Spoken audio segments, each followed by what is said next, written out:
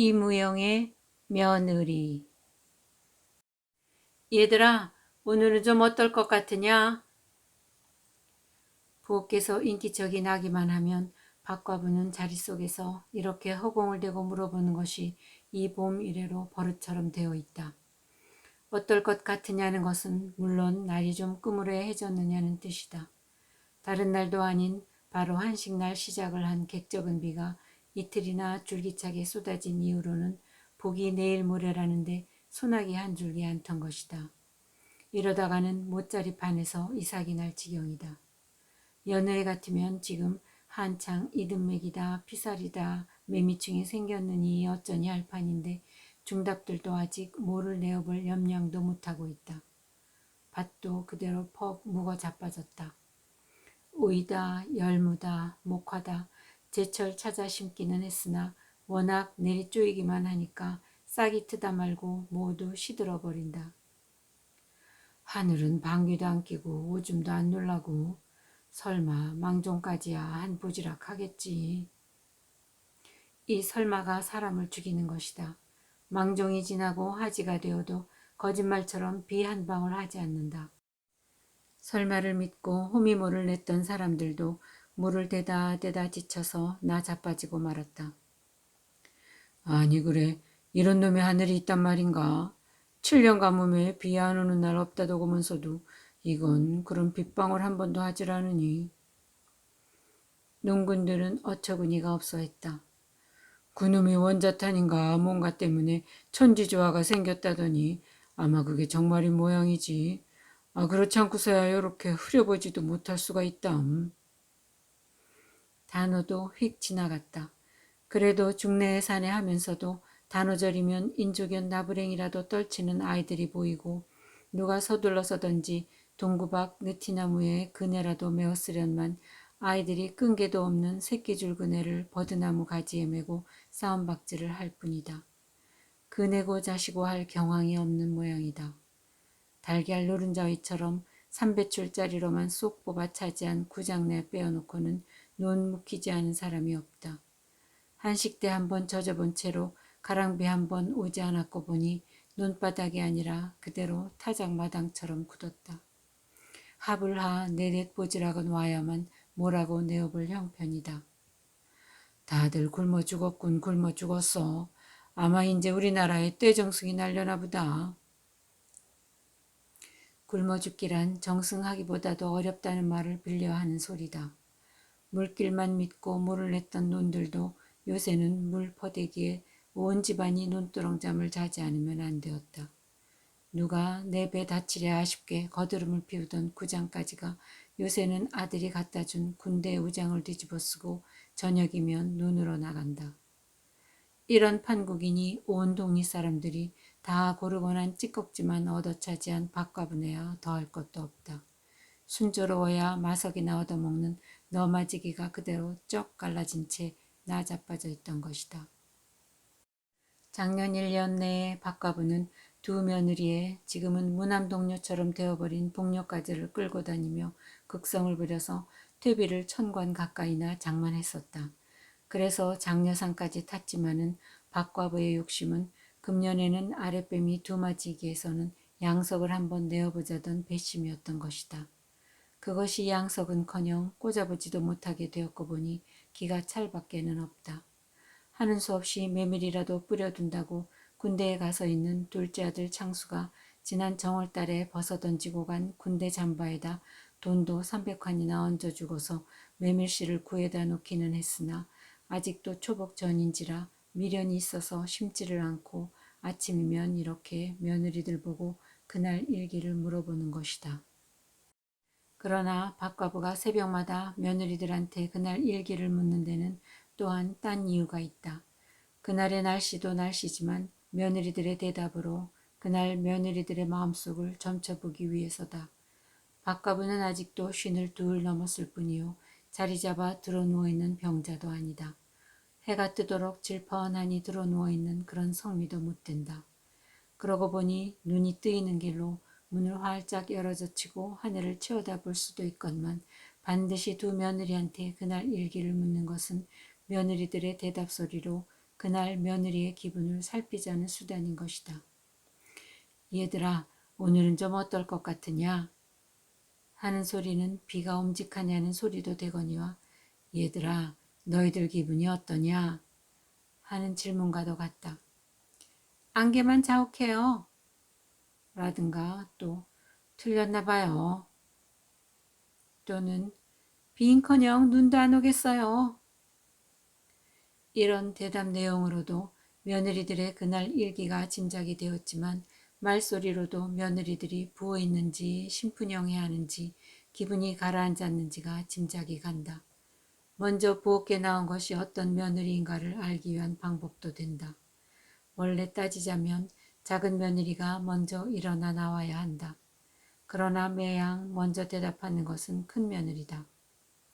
작은 며느리가 먼저 일어나와야 할 계제인데 그것이 나중 나오면 아니 저것이 또 딴 생각을 하는 것이나 아닌가. 이런 걱정이 앞서고 큰 며느리가 먼저 나오는 것을 보면 박과부는 한편 그래도 낯살 더 먹은 것이 낫구먼. 이런 생각이 들어 큰 며느리가 의젓해 보이다가도 또 한편으로는 아니 큰 것이 먼저 나온 걸 보면 간밤 또 잠을 못 잔 게 아닌가. 쓸쓸한 자리 속에 질펀히 드러누워 있기가 싫으니까 뛰쳐나오는지도 모르리. 이런 불안이 또 머리를 들고 일어선다. 그렇다고 박과부가 수다스러운 사람이라서만도 아니다. 남편이 외정 때 징용으로 일본 야하다 제철소에 끌려갔다가 기계에 치여 죽은 지 10년이다. 이 10년간의 중년 과부 생활이 자연 박과부를 거세게 만들었고 다심하게만 했지만 두 며느리한테 신경을 쓰는 것은 반드시 그의 성격 때문만은 아닌 것이 두 며느리가 다 요새 와서 마음이 들뜬 것처럼 보여지기 시작한 것이다. 큰 며느리는 시어머니와 같은 신세였고 둘째는 남편이 있기는 하지만 생과부다. 작은 아들 창수는 결혼한 지 석 달 만에 군대에 끌려가서 벌써 3년째나 되는 것이다. 이달에는 풀린다, 세 달에는 풀린다, 편지만 오다 또 꽁 구워 먹은 수작이었고 부양 책임이 있는 집 자식은 곧 제대를 시킨다는 구장말만 듣고 면소에도 몇 번이나 쫓아갔었다. 아버지도 없는 두 자식 중에 큰아들 창선이는 휴전이 되기 바로 직전에 전사를 했고 둘째 아들 창수가 군대에 갔고 보니 그런 법이 생겼다면 응당 창수만은 돌아와야 하느니라 했던 것이다. 그러나 그것도 말뿐이지 또 흐지부지하고 말았다. 진정서를 내면 된다는 바람에 300환이나 들여서 대서를 시켰더니 반장, 구장, 면장의 증명이 없다 해서 무효가 되었다던 것이다. 그래서 또 몇 달째 미적미적 밀려오고 있다. 큰 며느리라야 이제 겨우 26이고 보니 그야말로 청산과부다. 창선이가 전사했다는 소문이 돌자 동리 사람들은 글쎄 창선이 댁이 붙어 있을까? 자식이 있다고는 하지만 그깟 계집애 하나. 이렇게 은근히 걱정을 했었다. 동리 사람뿐만 아니라 박가부도 그랬다. 아이가 삽삽하고 부침성도 있고 워낙 가난한 집에 태어나서 고생을 하고 자란 터라 속도 튀었다지만 나이 20에 무엇이 미진해서 이런 집에 붙어 있으랴 했다. 저것이 머스맥이나 했더라면. 박가부는 손녀를 바라보면서 몇 번이나 이렇게 한탄을 했었다. 아들이었더라면 혹시 그것한테나 마음을 붙이고 붙어 있을지도 모른다 싶었던 것이다. 그래서 장사랍시고 지낸 지 한 두어 달쯤 되어서던가 한 번 박가부가 선손을 써본 적이 있다. 예, 애엄이야. 너 기나긴 청춘을 어떻게 저것만 바라고 살 수 있겠냐. 나야 내가 저것한테라도 마음을 붙이고 있기를 바라지만 어디 너한테야. 이렇게 며느리의 마음을 떠보려니까 며느리는 펄쩍 뛰었었다. 아니 어머니도 망측한 말씀을 하시네요. 아마 어머니가 제가 싫어지셨나 봐. 암만 싫다셔도 이 집에서 단 한 발자국도 나가질 않을 테니 그런 줄 아셔요 어머니. 이렇게 나글나글 웃기까지 했었다. 그런 큰 며느리였다. 그래도 말은 그랬지만 어디 그러랴 했다. 그러나 한결같은 며느리였다. 아니 제 남편이 살았을 때보다도 더 자상했다. 이것 어머니나 잡수셔요. 전 많이 먹고 왔어요. 유가족 위안회에 초대를 받고 여주 읍내에 갔다 온 며느리는 거기서 주더라는 도시락을 고스란히 싸들고 왔었다. 박과부는 정말인 줄 알고 그 도시락을 둘째 며느리하고 나누어 먹고 말았더니 후에 밖에서 듣고 나니 그것 하나 주고 말았다던 것이다. 그런 며느리였다. 그렇던 며느리가 작년 가을부터 확실히 눈치가 좀 달라진 것이다. 박가부는 자기가 보낸 10년 동안을 생각해보고는 젊디 젊은 것이 사내 생각도 나겠지. 이렇게 너그러이 보아주기로 했었지만 올봄 접어들면서부터는 전에 없던 퉁명도 생겼고 어떤 때는 팩하고 맞서려고도 했다. 한식철만 지나면 농가에서는 눈이 핑핑 돌아간다. 벽시도 담가야 했고 모짜리판도 마련해야 했고 온갖 밭곡식도 파종을 해야 했다. 보리밭도 메고 거름도 주어야 했다.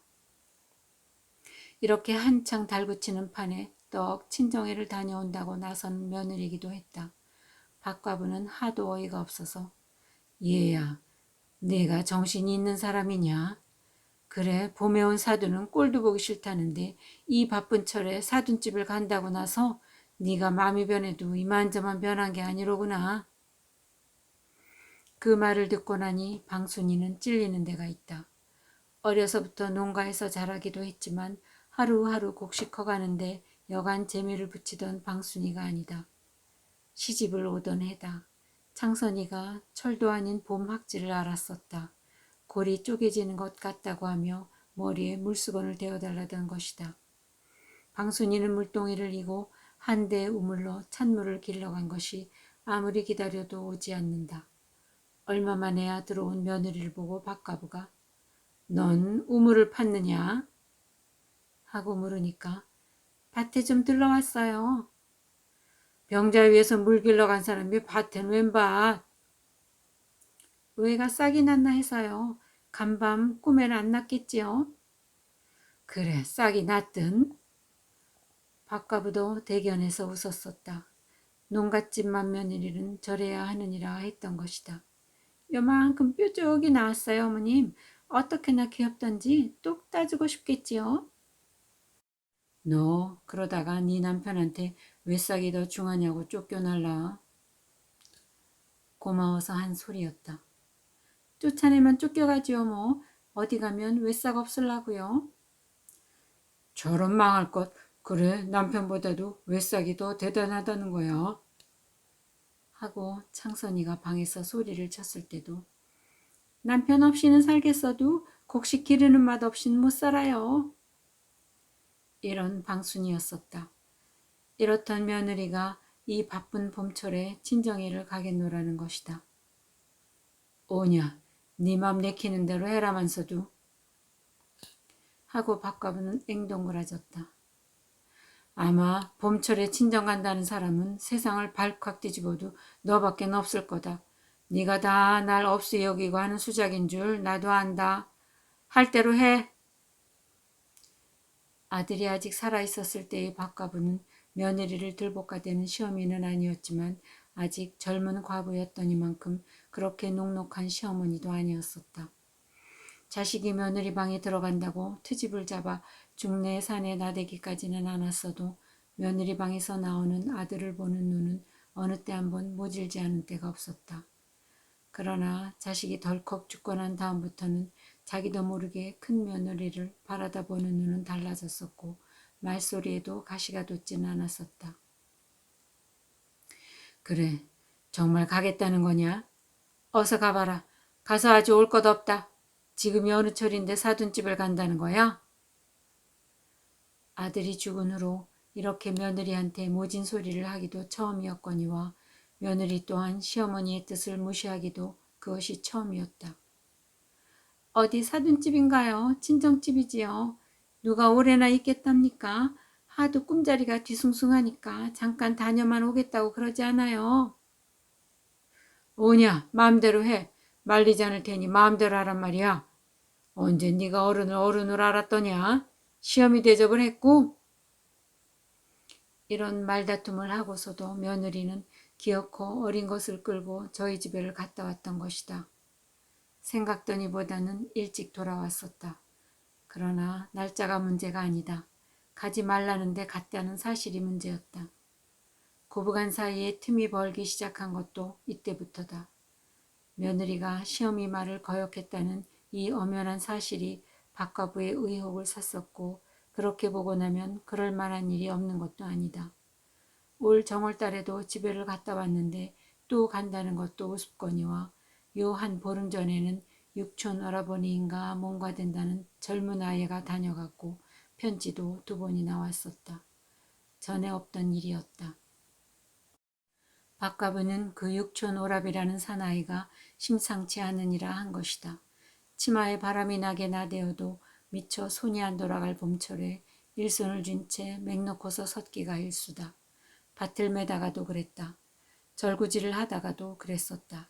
그럴 때마다 박갑은 얘야, 넌 절구질을 하다 말고서 뭘 그리 섰는 거야? 하고 쏘아붙일라 치면 쟤라서 즐겁을 해서 다시 일손을 잡지만 그때뿐이었다. 넌 아무래도 탈이 난 사람인가 보다. 일하던 사람이 일엔 정신이 없고 뭔 생각에 팔리는 거냐? 그럴 마련이면 아주 요정을 내자. 너 갈 데 있건 가고. 어느 네 집게가 짖느냐는 투다. 그러면 박가부는 속이 왈칵 뒤집혀지고 말던 것이다. 복녀야, 너 내 큰형이 혹 보따리를 싸는 거 잘 살펴봐라. 장터에 나가지 않으면 안 될 때는 박과부는 딸한테 슬며시 귀띔도 한다.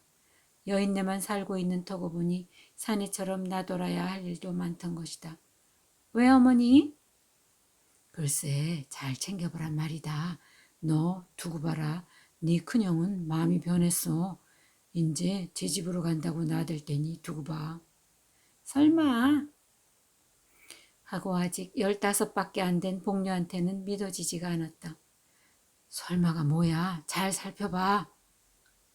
박가부는 이렇게 장담도 했지만은 역시 나이를 먹으니만큼 짐작도 빨랐다. 큰 며느리 방순이는 첫 정월에 친정애를 다녀온 뒤부터 시집을 떠날 궁리만 해오고 있던 것이다. 이 이상 혼자는 견디기가 어려웠었다. 방순이가 기어코 이 집을 나가리라는 결심을 마지막으로 한 것은 단오날 저녁이었다. 방순이는 저번에 육촌 오라버니라고 시어머니한테 거짓말을 한 춘근이와 그런 약속까지 되어 있었던 것이다. 단오에는 친정에 다녀서 오마 하고 그 길로 곧장 영등포로 오라던 것이다. 방순이도 그러마 했었다. 춘근이와는 어려서부터 잘 알던 사이다. 방순이가 국민학교를 졸업했을 때는 춘근이는 서울상업학교 고등과 1학년이었다. 어려서는 서로 욕지거리도 하던 사이였지만 커갈수록에 길에서 마주치면 외면도 했고 방순이가 이성이라는 것에 눈을 뜨기 시작했을 무렵 춘근이는 서울 여학생과 결혼을 하고 말았다. 물론 춘근이와 그런 약속을 한 적도 없고 서로 손 한 번 만져본 일도 없기는 했지만 방순이는 꼭 속아 넘어간 것만 같았다. 말하자면 방순이가 짝사랑을 한 셈이었다. 방순이가 18살 때 일이다.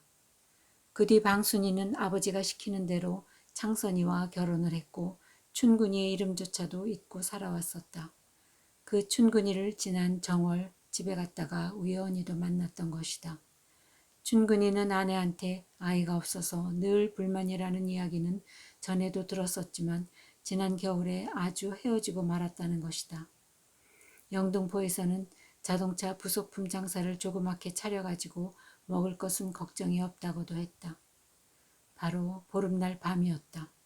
춘근 누이 동생 춘자도 친정에 와 있어서 방순이는 오래간만에 코를 같이 흘리던 동무와 함께 동리 처녀애들과 팔뚝맞기 화투장난을 하고 있었다. 거기에 춘근이가 들어오면서 나도 한몫 끼졌구나. 이렇게 달려들었었다. 아니 오빠도 남 여자들 노는데 남자 양반이 왜 뛰어들까? 하고 춘자는 나무라면서도 자리를 마련해준다. 방순이도 맞았고 춘근이가 맞기도 했다. 3번째인가 방순이가 졌을 때다. 춘근이는 방순이의 손을 쥐는 것이 아니라 사뭇 잡던 것이다. 은근한 이야기를 하듯 손에다 힘을 지그시 주면서 울면 안 돼요. 지금까지 사정을 봤지만 아까 방순이가 날 몹시 때렸으니까 나도 사정을 안 볼 테야. 골래지 않지요? 춘근이는 이런 소리를 했다. 그런 이야기를 하는 동안 방순이의 손가락이 아플 만큼 춘근의 손아귀에는 힘이 주어진다. 방순이의 손을 잡는 기쁨을 연장하기 위해서였던지도 모른다. 방순이도 어쩐 일인지 그것이 싫지가 않았다. 아니, 싫기는 고사하고 호젓한 행복에 잠겨지는 것 같은 기쁨이 느껴지는 것이었다. 걱정 마세요. 정말? 그럼요. 춘자 오빠쯤한테 맞아선 아프지 않아요. 방순이도 이 행복된 남편이 출정한 뒤로 그리우고 살아온 남자의 살결에서 풍기는 황홀한 채취에 잠기는 기쁨을 연장시키고 싶어졌었다. 춘근이한테 맞는 매도 행복일 것만 같다. 살짝보다도 호되게 맞고 싶다. 이것이 인연이 되었다. 남편을 잃은 후로 막은 물처럼 괴었던 남성에게 대한 정열이 터진 물처럼 춘근이를 향하여 쏟아져 갔다. 둘은 살짝 두 번이나 만났다. 춘근이는 방순이한테 모든 것을 요구도 했다. 방순이도 그럴 생각이었다. 그러고 싶기도 했었다. 다만 갈 때까지 못 간 것은 그럴 기회와 장소가 없었을 따름이었다. 방순이, 내 얘기를 들었지? 들었어요. 그럼 나하고 서울로 가자고. 서로 모를 사이도 아니고. 춘자 오빠야 얼마든지 섹시장가 갈 수 있을 텐데 뭘 그래요? 섹시장가? 그런 것 비린내 나는 것들보다 난 방순이가 좋아. 다 인연이야. 원래는 방순이와 혼인을 했었어야 했을 겐데 사주가 바뀌었었던가 봐. 그래 놓으니까 방순이는 그렇게 됐고 난 또 이렇게 된 거야. 사람이란 다 연때가 맞아야 하는 게지. 아인? 떼두고 와요. 그 짓만은 못할 것 같았다. 그러나 그것도 처음뿐이었다. 정도 들었지만 춘근이한테까지 남의 씨를 끌고 다닐 수는 없다 싶었던 것이다. 지금서 얘기지만 나 방순이하고 결혼하고 싶었다오. 결혼을 하고서도 방순이 늘 생각했었어. 정말 방순인 이런 구석에서 썩기가 아까운 사람이야. 괜시리 그러지 뭐. 괜시리가 다 뭐야. 방순이가 화장이나 하고 옷이나 쭉 빼보라고 서울 장안에서도 방순이 인물당할 여자라고는 몇 안 돼요. 춘근이는 이런 소리도 했었다. 친정어머니는 그런 속도 모르고 걸핏하면 춘근이 욕을 한다. 펑펑 된다는 것이다. 거짓말도 곧잘 하는 눈치라기도 했었다. 그 사람 말은 콩으로 매줄 순데도 도시 고지 들리지 않더라. 그저 저 혼자 잘났다지. 어머니의 이런 험담까지도 귀에 거슬리게끔 된 방순이었다. 그래도 친정에서 시집으로 돌아왔을 때는 방순이의 머리도 좀 식었었다. 안 될 말이지 말이 되나? 이렇게 저 자신의 허벅다리를 꼬집기도 했고 그런 생각이 들 때마다 어린 딸을 품 안에다 바짝 끌어다가 얼굴을 비벼대기도 했었다. 안 되고 말고 우리 불쌍한 애길 두고서 어떡해. 내가 환장을 했나 봐. 그러나 이러한 뉘우침도 사나이에게서 풍기던 살레가 한 번 코로 스며들기 시작만 하면 걷잡을 수 없이 되는 방순이었다. 오랫동안 줄이며 살아온 살레였다. 한 복중이었건만 가슴 한구석에서 찬바람이 일기 시작만 하면 내장을 그대로 휩쓸어 가는 것 같다. 몸이 비비 뒤틀리며 모간이 타온다. 그럴 때면 아이고 모시고 다 내어던져 버릴 수 있을 것 같아지는 것이다. 그까짓 계집애 제 자식의 신데 어련히 잘 기르려고. 방순이를 이런 애욕의 함정 속에다 잡아넣은 데는 또한 작은 며느리 분녀가 한 몫을 보아준 것은 사실이다. 작은 며느리는 나이 23이었다. 얼굴이 동구스름한 것이 이쁘다기보다는 귀여운 얼굴이다. 이 분녀는 그래도 1년에 한두 번씩은 산에가 다녀가건만 작년 초가을부터 살짝이 자리에서 빠져나가고는 한다. 똑똑히는 몰라도 짐작건대 부장집 작은 아들인성 싶었다. 서울 가서 대학을 다닌다고 논 팔아라 밭 팔아라 하더니만 구장도 더 될 수가 없던지 불러내렸다. 하는 일도 없이 빈들거리면서 구장일을 대신 보기도 한다. 그런 위인이었다. 분녀가 빠져나갔다가 돌아온 이튿날 아침에 볼라치면 얼굴이 밤사이에 불쾌해진 것도 같다. 생기까지 돌았다. 자네 오늘 아침엔 아주 얼굴에 화기가 도네나. 뭐 좋은 일이 있으려나 보지? 차마 간밤에 좋은 일이 있었느냐고 할 수가 없어서 이렇게 말을 마치면 동서는 얼굴이 홍당무가 되면서도 응? 역시 기쁜 모양이었다. 얄미운 생각도 없지 않았다. 아직도 나이 어린 것이 착살맞게도 사내한테 바치는 꼴이 곧 쥐어받고도 싶다. 그렇다고 그런 이야기를 시어머니한테 토설할 수도 없다. 자네 어딜 갔다 오나? 한 번은 참다 못해서 들어오는 동서를 나무란 일도 있다. 설사병 때문에 큰일 났어요. 요 앙큼한 것. 곧 이런 소리가 나가는 것을 꾹 참았다. 디딤돌 뒷간이고 보니 그런 앙큼한 거짓말도 못하련만 사내의 눈이 어두워지면 그런 분간도 안 가는지 모른다 싶다. 이 동서가 구장집 작은 아들을 만나고 오는 동안이란 방순이한테는 정말 견딜 수 없는 시간이었다. 괘씸한 생각, 얄밉고 착살맞은 생각, 이런 증오의 감정도 감정이려니와 젊은 사나이의 품 안에 안기어 숨을 핥다길 동서를 상상할 때 방순이는 일종 회오리 바람 속에 휘갑을 당하던 것이다. 견디기 어려운 고통의 순간이었다. 참기 어려운 격정이기도 했었다. 동세년이 저쫀데 나꺼정 가버려. 이런 생각을 할 때는 방순이도 제정신으로 돌아간 때다. 그러나 그런 반성이란 역시 의지였다. 생리는 아니다. 초복을 지난 지 사흘째 되는 날 밤 방순이는 드디어 결심을 했다. 그 전전날 충근이한테서 편지가 왔던 것이다. 시어머니란 까막눈인지라 편지를 본데도 무슨 그림인지도 모르겠지만 신우이는 그래도 국민학교 3학년까지는 다닌 터라 그럭저럭 뜯어볼 줄은 알아 은근히 마음을 졸이었지만 그날은 마침 들깨밭을 메고 있는데 학교에 갔다 오던 동네 아이가 우체부가 주더라면서 편지 한 장을 주던 것이다. 마침 시어머니는 뚝 넘어 고추밭에 내려가고 없었다. 6월 유둔날 새벽 장술이 버스 정거장으로 나오라는 것이다. 오라비 유둔날 여주 올라간다. 한번 만나고 싶다마는 만날 길이 없구나. 기별할 것이 있거든 네가 그리로 나오든지 사람을 내어보내든지 해라. 이런 사연이 무슨 뜻인지 방순이는 잘 알고 있다. 나올 때는 아무것도 생각 말고 입은 채로 살짝 나오라는 말은 전부터 해오던 부탁이다. 사실 또 헌 털뱅이를 들고 나갔자 서울바닥에 가서 걸칠 만한 것도 못 된다.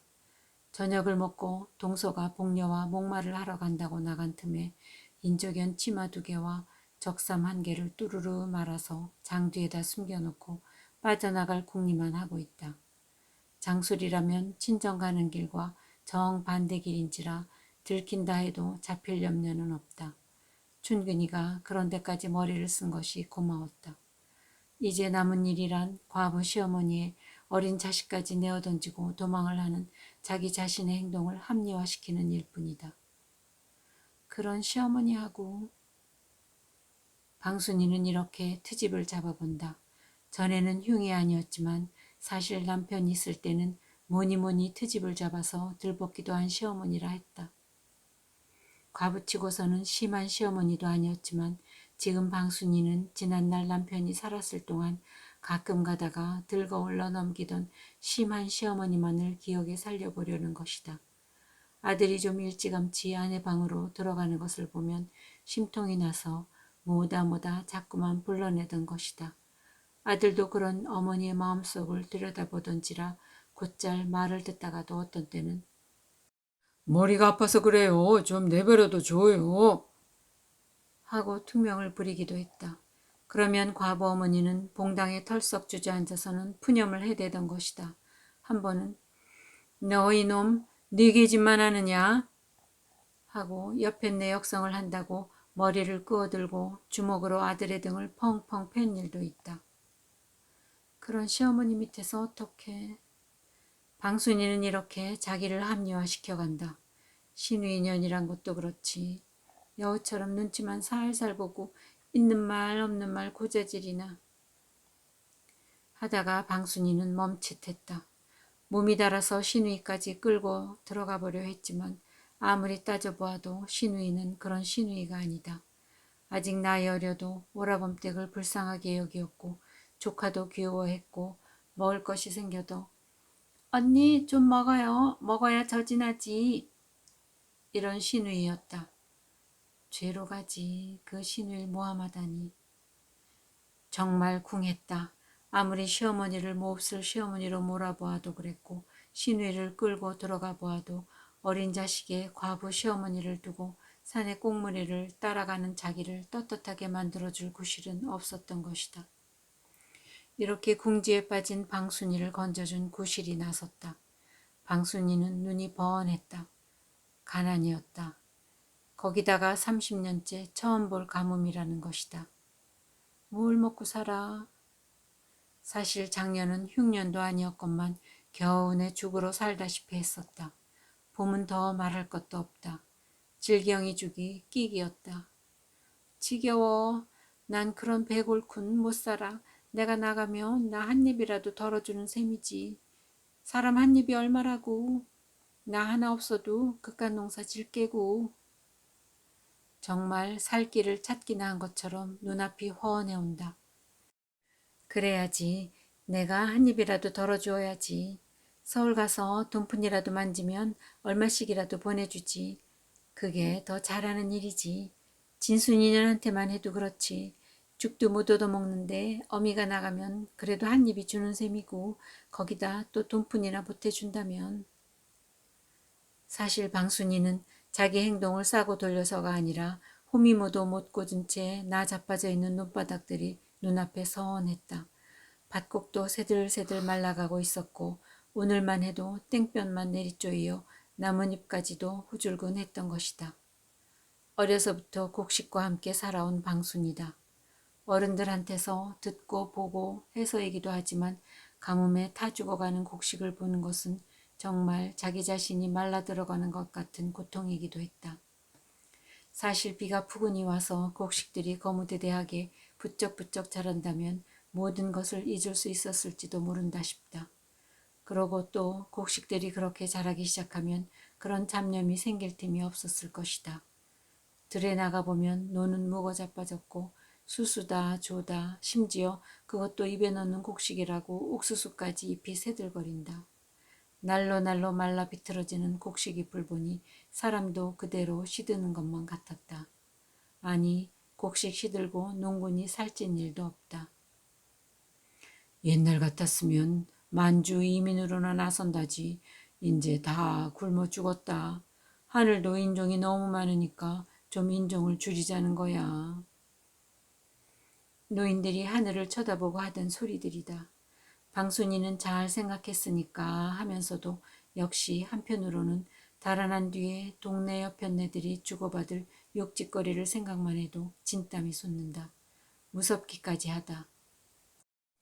그런 환양년 아무리 사내가 그리 끼르니 늙은 과부 시어미에 어린 자식까지 내던지고 이런 소리가 곧 귓전에서 난다. 그러면 방순이는 또 흉년을 내세운다. 이 흉년에 이렇게 살아야 하느냐 했다. 방순이는 또 같은 말을 되풀이한다. 진순이한테도 그래 어미가 있어 굶기기보다는 하다못해서 옷 한 가지씩을 해보낸데도 벌써 구실이 아니었다. 그것이 도리일 것만 같다.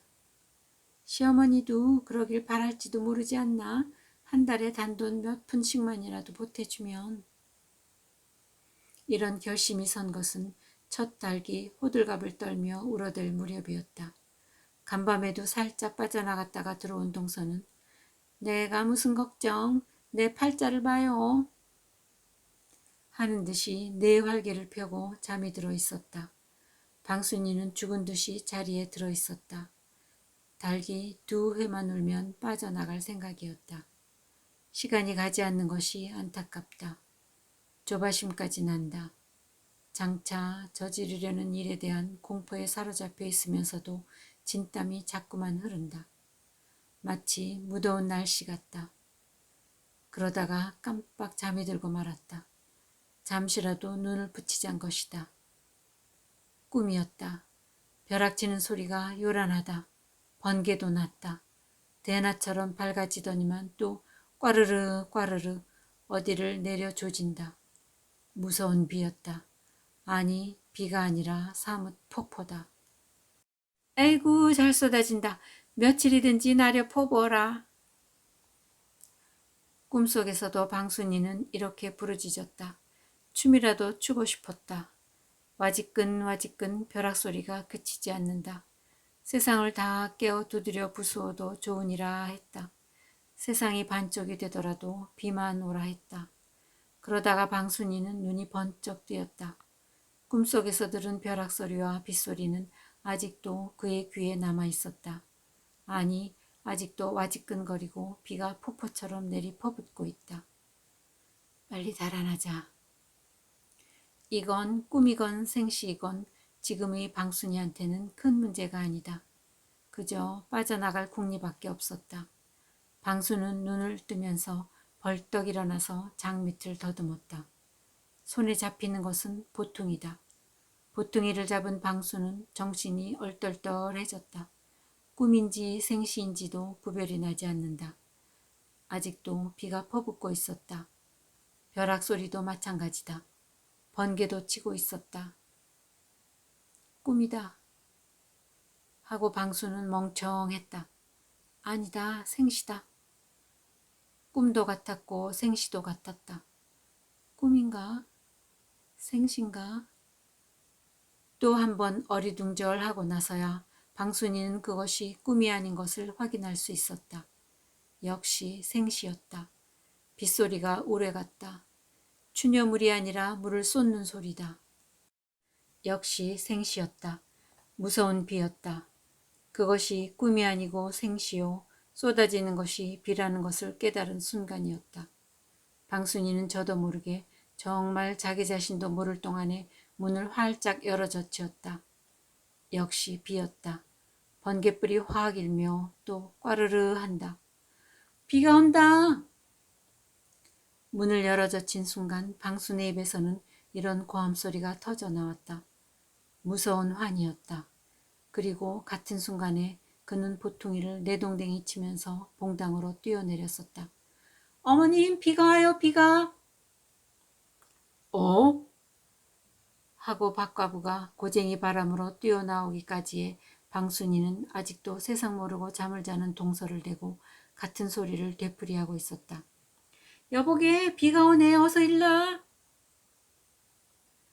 박과부도 고쟁이 바람으로 어쩔 줄 모른다. 어머님, 웃다랭이 물길을 타야 하잖아요. 타야지, 타야 말고 젠장 사람이 있나? 우리 네 식구 다 달라붙으면 안 돼요? 자네도 어서 챙기게. 방순이는 버스 정거장도 있고 방으로 뛰어들고 있었다. 마침 쏟아지는 빗줄기를 헤치고 먼 동도 터오고 있다.